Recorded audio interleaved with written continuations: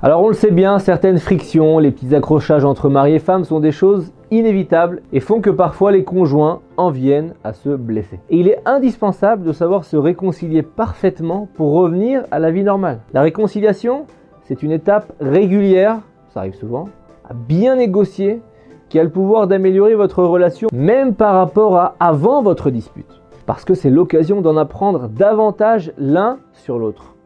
Vous devriez vous poser la question, si mon conjoint a défendu sa position jusqu'à élever la voix, s'énerver, c'est que le sujet lui tient réellement à cœur.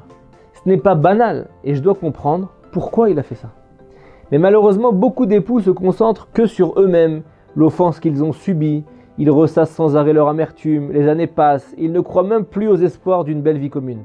En fait, chaque époux doit s'habituer à demander pardon à l'autre. S'excuser, c'est comme dire à l'autre, mon erreur, c'était pas de la méchanceté, mais une erreur de jugement. Maintenant j'ai appris et je ne recommencerai pas.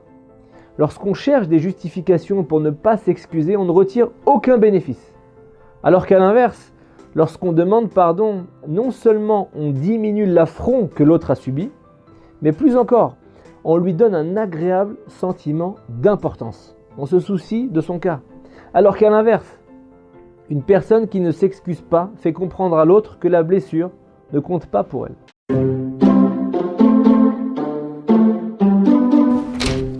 Ça va, tu vas pas faire la tête pendant un mois parce que j'ai oublié ton anniversaire quand même. Pardon, il y a quelqu'un qui me parle?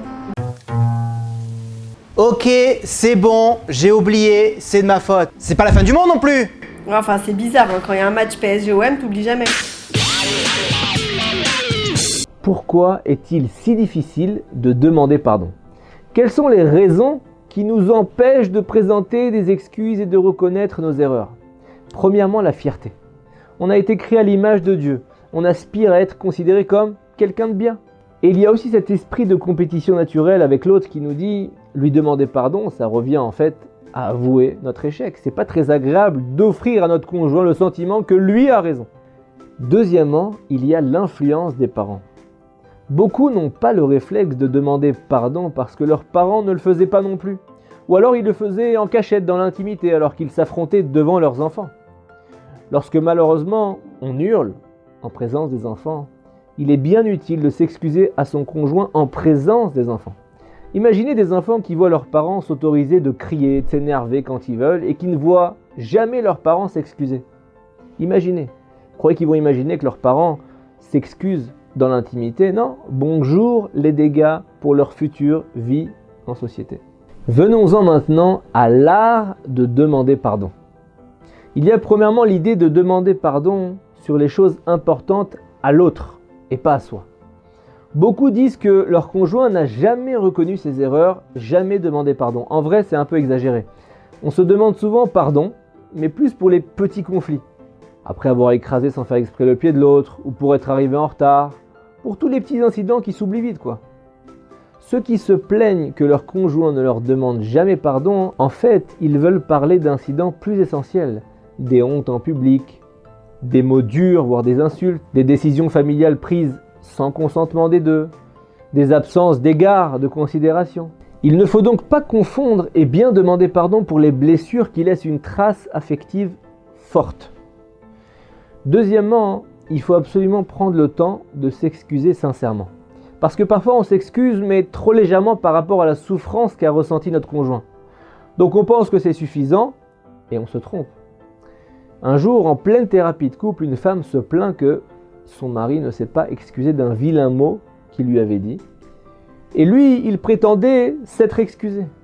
En fait, il lui a juste dit « Bon, je sais pas pourquoi j'ai vraiment sorti ce mot de ma bouche, j'avoue. » On comprend clairement pourquoi sa femme n'a pas eu le sentiment que son mari s'était excusé.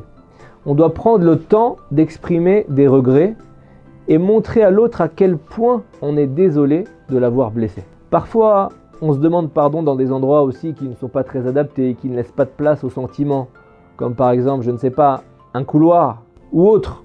Ça ne marche pas, ça ne fait que donner l'impression de vouloir se décharger au plus vite pour retrouver une confortable petite routine. Si on veut vraiment se faire pardonner, il faut trouver un moment et un lieu qui est propice pour s'asseoir et discuter calmement.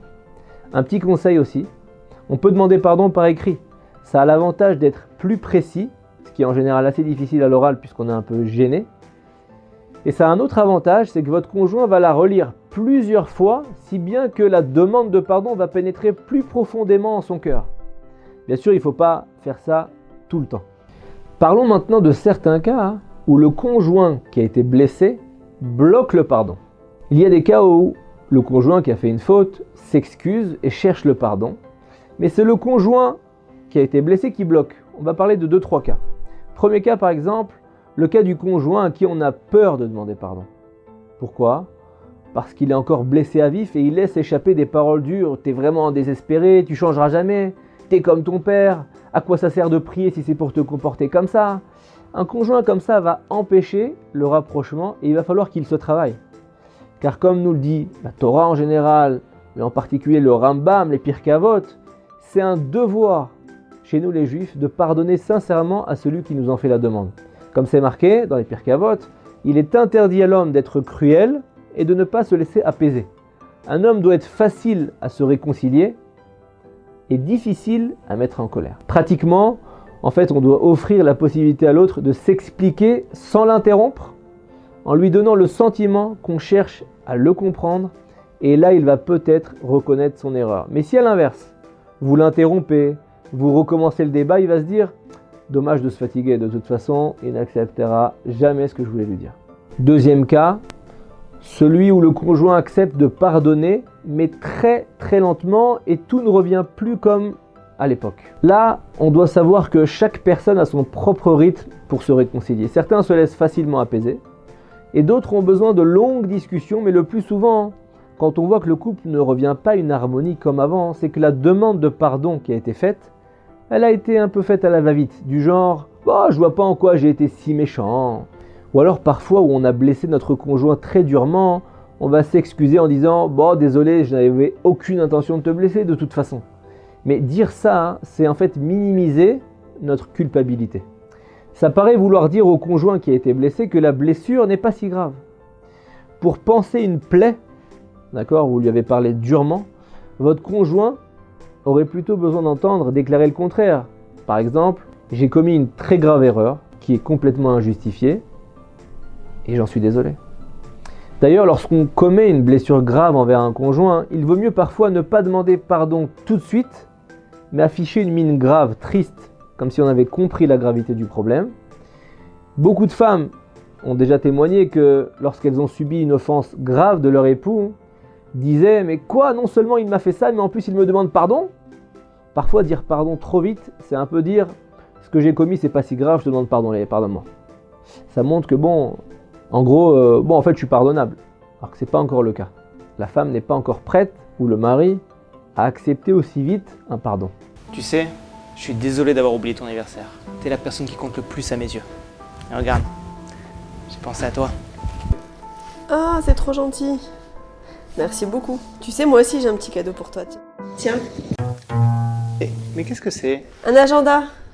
À l'intérieur, je t'ai noté mon anniversaire, l'anniversaire de notre rencontre, l'anniversaire de notre mariage, l'anniversaire de ta belle-mère. C'est super, je vois que déjà t'as commencé à noter. Hein. C'est super, je m'attendais pas à un cadeau comme ça. Merci. Et pour finir, un petit conseil au conjoint qui a du mal à pardonner. Tout simplement, il faut l'encourager. S'il a eu un comportement négatif envers vous et qu'il s'est excusé, il faut lui dire « J'ai été impressionné par ton courage, tu es exemplaire ». Lorsqu'on dit ça à un conjoint qui est en tort et qui s'est excusé, il sera beaucoup plus aisé pour lui de reconnaître ses torts à l'avenir.